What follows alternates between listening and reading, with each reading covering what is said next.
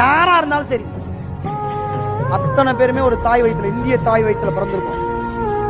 சாதாரண ஒரு டெலிவரி கிடையாது, சாதாரண ஒரு பிரசவம் கிடையாது.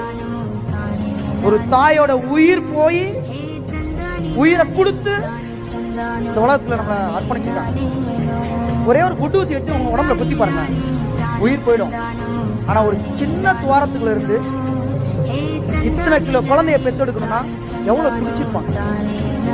அந்த தாயை நம்ம எப்படி வச்சிருக்கோம், அந்த தாயை நம்ம எப்படி பேசுறோம், பாப்போம் அப்படியே மறந்துடும். நன்றி கட்டத்தனம்.